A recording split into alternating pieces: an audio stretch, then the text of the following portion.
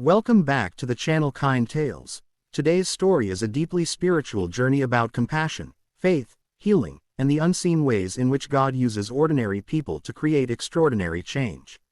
It reminds us that sometimes the miracle someone is waiting for does not descend from the sky. Sometimes, it walks into their life quietly, gently, in the form of another human heart.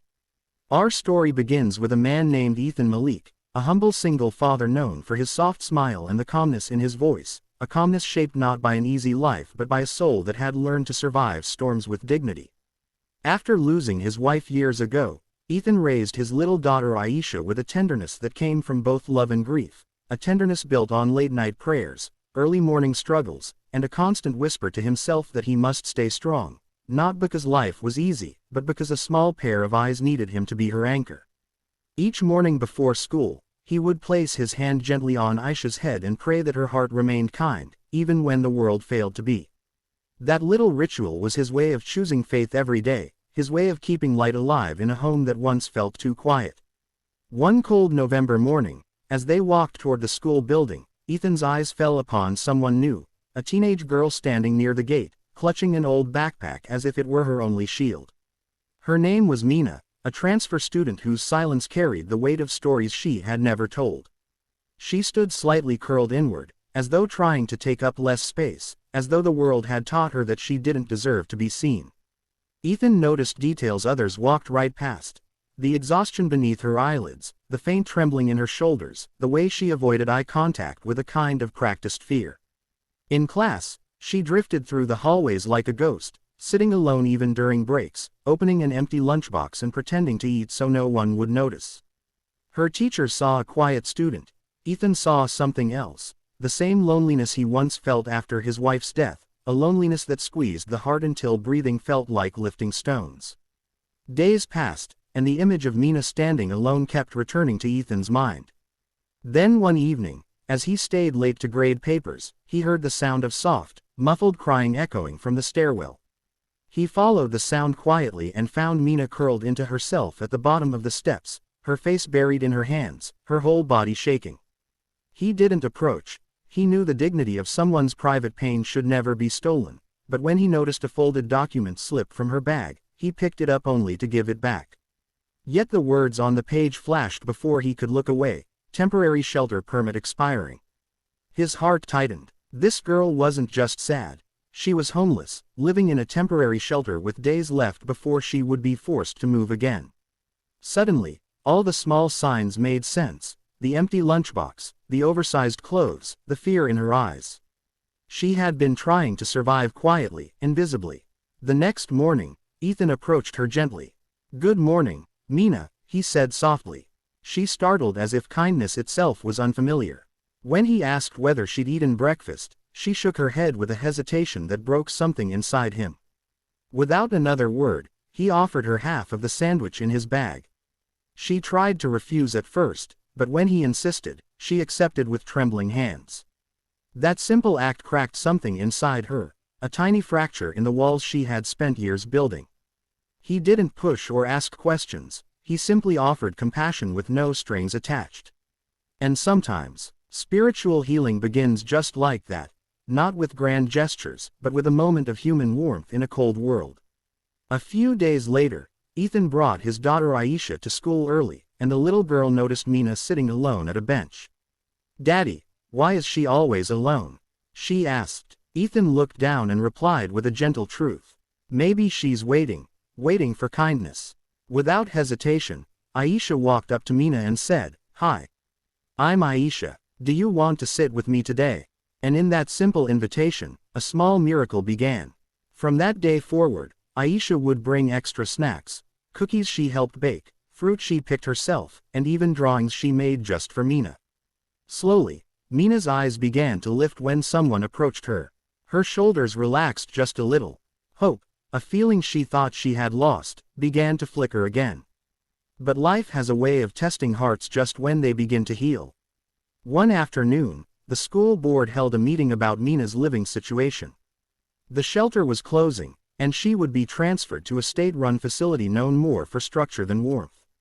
When Ethan heard this, his heart sank. He knew that placing her in such an environment would crush the fragile hope that had just begun to grow in her. He returned home that night with a heavy heart, walking beside little Aisha who held his hand tightly. As he tried to think of what could be done, Aisha looked up and spoke the words that shook him to his core. "Daddy, why can't she stay with us?" He stopped walking. The streetlights cast a gentle glow on his daughter's innocent face, and he realized that sometimes God speaks through the purest hearts, using them to guide those who have forgotten the bravery of compassion. "You always say faith means giving from what we have," she continued softly, "not waiting until we have more." Ethan knew she was right. For years, he had prayed for guidance, for a deeper purpose, for a way to live a life that honored both God and the memory of his late wife.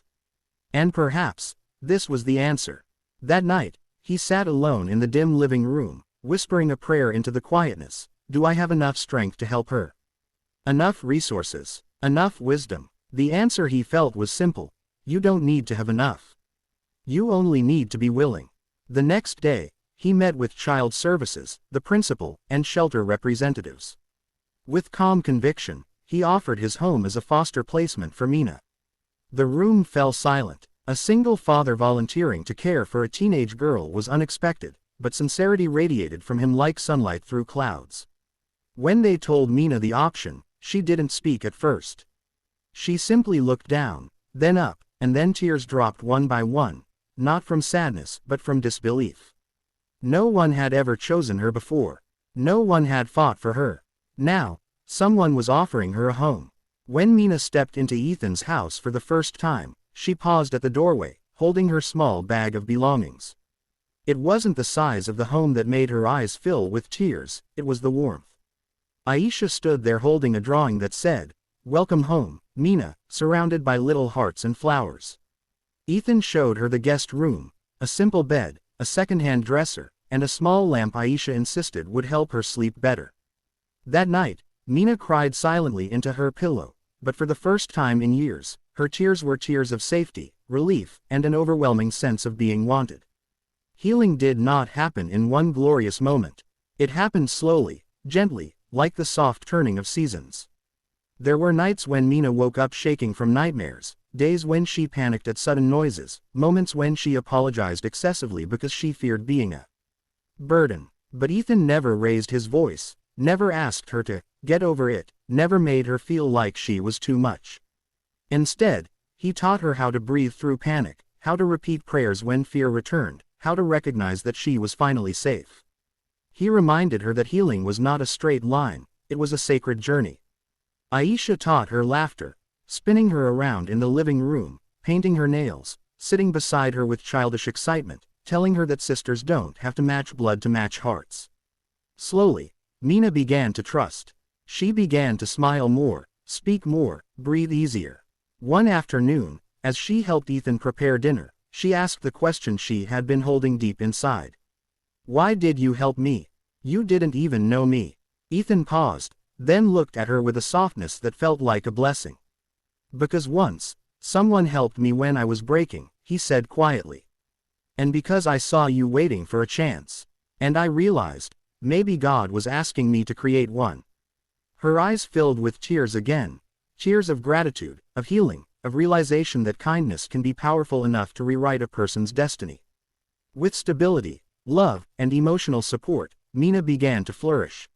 She joined the art club, volunteered at reading programs, and slowly reclaimed the parts of herself she had abandoned long ago.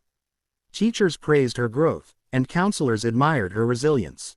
But the greatest transformation was internal. She no longer walked with her head down. She looked people in the eye. She spoke with confidence. She believed in her future again. She believed in goodness again. She believed in herself again. And as for Ethan, he realized that sometimes, family is not formed by blood, but by compassion. Sometimes God brings people together not by accident, but by divine arrangement.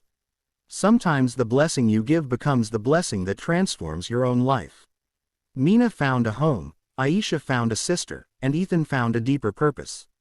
Their home, once quiet and filled with echoes of grief, was now full of laughter, healing, growth, and a love woven from grace. And that, dear listeners, is the sacred message of this story. Sometimes the miracle we pray for is not delivered to us. Sometimes heaven asks us to become the miracle for someone else. Sometimes faith is not waiting for doors to open, it is deciding to open one yourself. Sometimes the smallest act of kindness becomes the turning point of someone's entire life. And the chance we create for others becomes the chance that transforms us as well.